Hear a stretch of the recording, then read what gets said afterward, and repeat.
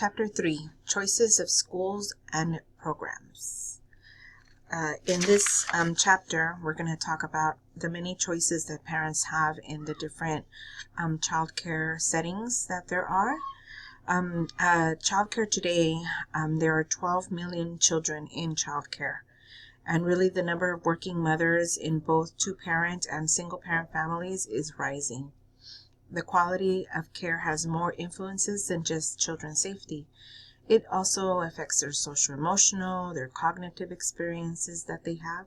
So when we talk about good quality childcare, it is really reflected in behavior, peer relationships, and academic skills. So let's look at some of the type of programs that exist. So we have half-day schools, and these are usually sessions of 4 hours or less. They could either be in the morning or they can be in the afternoon. They usually provide some type of enrichment. They can be called preschools, learning centers, and early childhood education centers. Right now there seems to be fewer traditional half-day programs, and this has to do with a little bit of the increased parents in the workforce trends. Also, funding supports full-day programs to meet family needs. So that's why lately it's really it's not a trend to have half-day schools. Their trend is to have like full-day programs because of parents who are working. Also, an effective half-day program will provide for all parts of child development, like social, emotional, cognitive, and physical.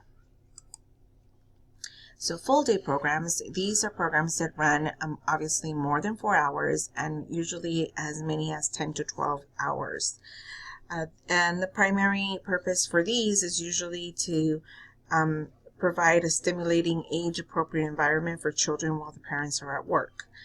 They usually run 12 months per year, and they also address the needs of children as a whole.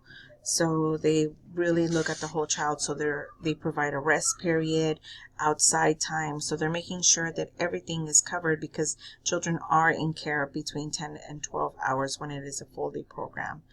And some drawbacks is that these for staff is you need more staff for a full day program because staff usually works 8 hours, and if the center is open between 10 and 12 hours, you're going to have to stagger shifts, and so you're going to need more staff for these full day programs. And also there is teacher burnout because they are long shifts. Another program would be the private for-profit schools. These are usually owned by one or more individual and they are usually in commercial buildings. They can also be in childcare homes because they are operating for financial gain. So when we talk about private for-profit, that's really one of the identifying factors, that they are operating for financial gain. The tuition is usually the primary source of income, and the likelihood of constant financial worry is usually a big one because it's not like a director or a teacher at a different center where you have your pay or your salary or your hourly wage. Because you're running a for-profit center, and especially if you own it, then you're always having that constant financial worry. These are usually run with a small business model. So that's, really controlling the cost, and you're also not jeopardizing quality. So you're running it as a small business.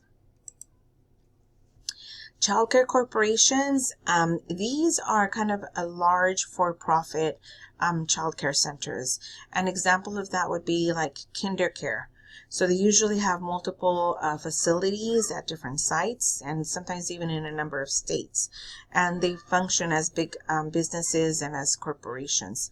Sometimes in these places, the pays may be better for teachers because they are a bigger institution.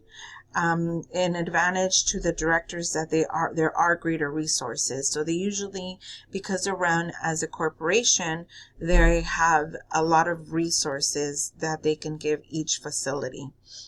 The disadvantage would be that it's lots of paperwork and it is also profit stressed.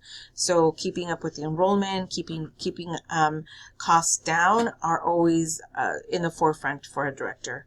But that's not to say that it's not with any other childcare setting as well. That's usually one of the big things that is the responsibility of the director, is, you know, to make sure that you have your enrollment, that you're paying your teachers, but that you're also making sure that the overhead is not more than what is coming in, what's being revenued into the center.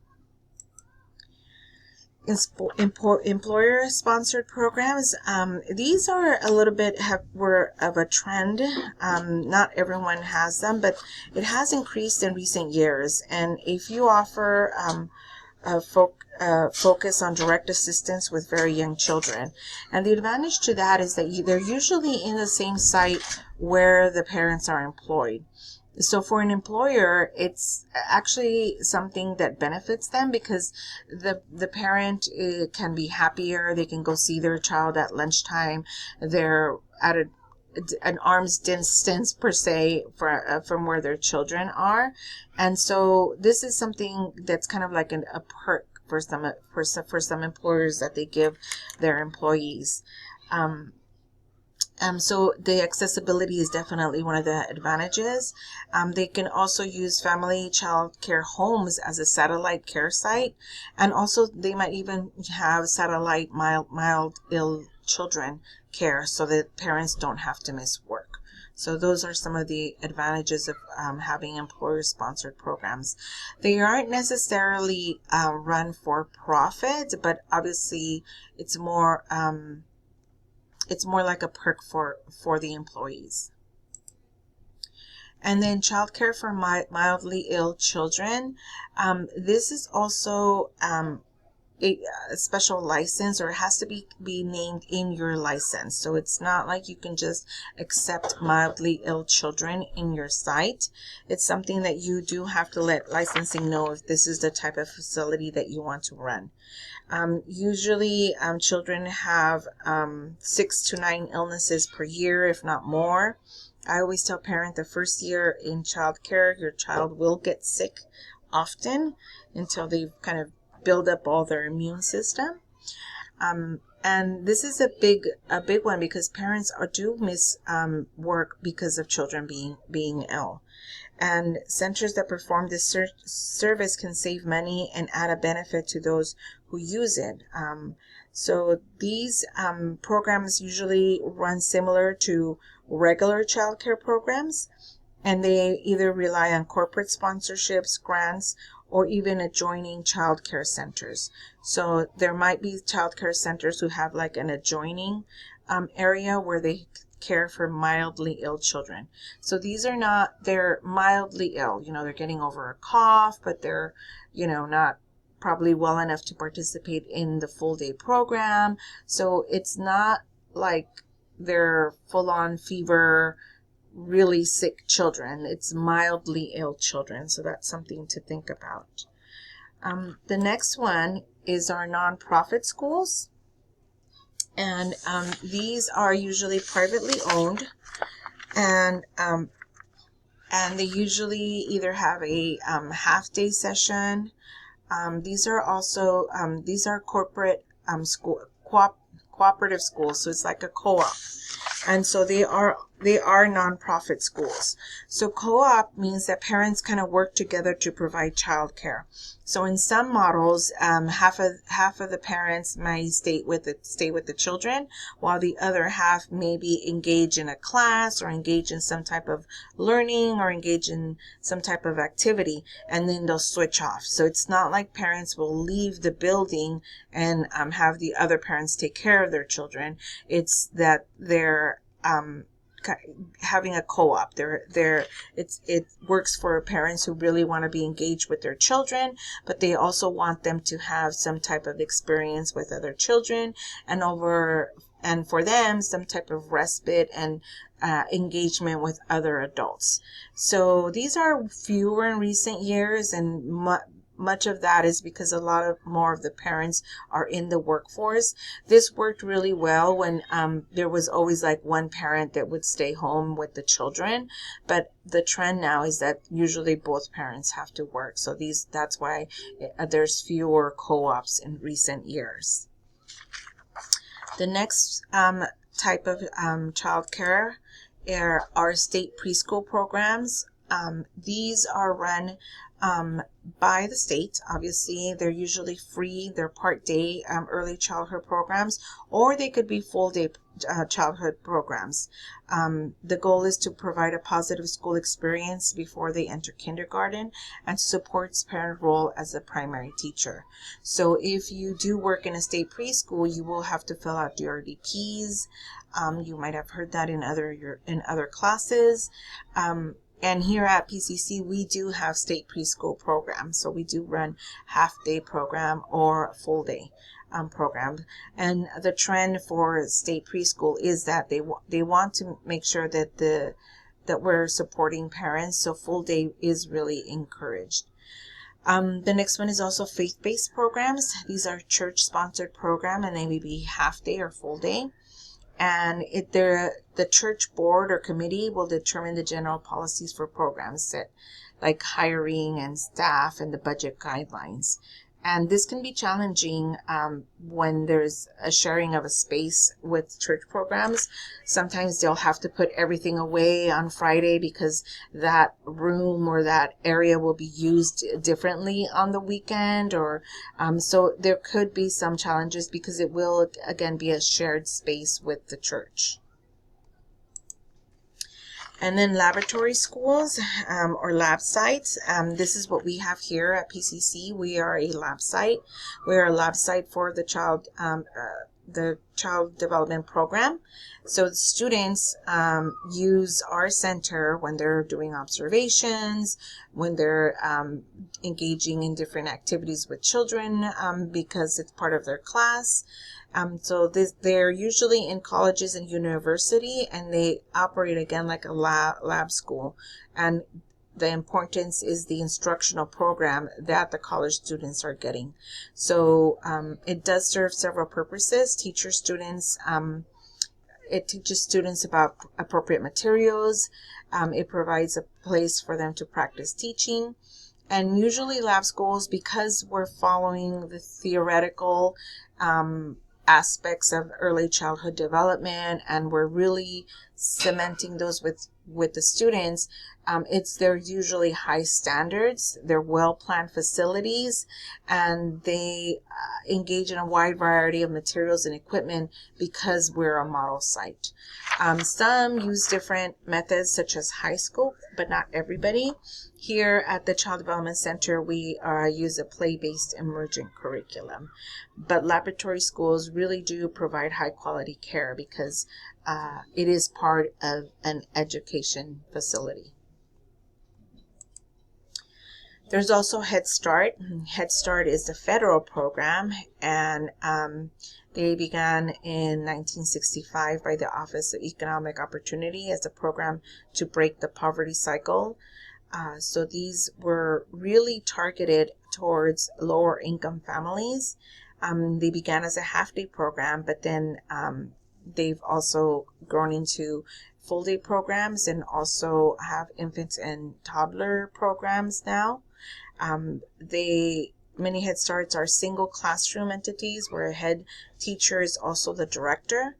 There is a lot of paperwork when we talk in Head Start because, again, we are kind of answering to the federal government, who is the one that is subsidizing or giving the budget for these programs. So it has a lot of rules and policies and procedures that teachers and directors have to follow. But they are also do have good perks. There is a lot of emphasis on professional development. So those are, and also on low numbers within the classrooms. So those are some of the perks of being in a Head Start program. Military-based care, these have undergone many changes in the last few years. So these models of childcare are usually in bases, and they support the families of our military families, and they're constantly changing sometimes. So children may only be there for a certain time, and then they move out of it. But they currently support there are more than 800 child development centers, and they have 9,000 family child care homes and resources and referral services. So they really help and support the military families who are usually moving around and don't have time to be on a wait list. So they kind of ensure that they have care wherever they're moving.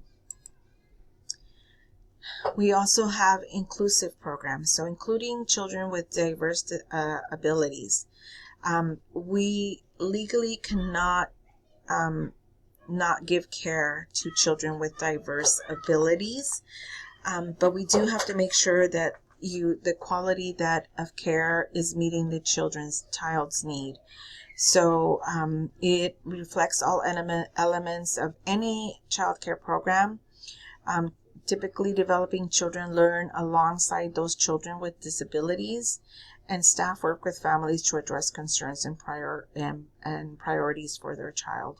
So there could be centers who only cater to diverse abilities, but for the most part, all centers should be able to include and have included programs for children with diverse abilities, as long as you can meet the needs of the child. School age care. This obviously has been available for decades. This is what we would consider kind of school. There usually can be an after-school program, or even within the school time, and children should not really be left alone. So this is why these after school programs have many positive outcomes, and that's just when we talk about school age children, we want to make sure that they're also getting the quality care, that it's not just like babysitting after school, but when there's quality school age care, there is diversity within the program, other activities and items are provided for the children of that age group. Foster care. Nearly 500,000 children are in foster care in the U.S. and often without a stable and loving family. So when we talk about foster care, foster parents need to be fingerprinted. The Department of Social Services does check to make sure that the house or the place where they're going to house these children are in optimal condition, that they meet the needs of the children. But they're not intended to be a permanent fix, and many children in foster care really never find a safe and permanent home. Infant care programs, there are over 6 million children under the age of 3 years and that are cared for by someone other than their parents. And when we talk about infant care programs, these are really need to be high quality. These are very vulnerable. It's a very vulnerable age group, and it's important to have small ratios and lots of training. More training and higher compensation would help with improved the quality. Unfortunately, sometimes infant care is not seen as school, and parents put more emphasis on like preschool and when their children are to them actually learning. But us as professionals know that that's not the case, that infant care is such an important part of quality, because this is the time where a lot of the brain development is happening. A lot of development is happening. They go from being non-mobile to mobile, from not being to feed themselves to being able to feed themselves. And there's so much growth that happens during this time that it's important that we do have professionals who are really into infant care. And infant care is not a watered down preschool, where we just do everything that the preschool does, just in a mini size. It really requires professional caregivers in infant care.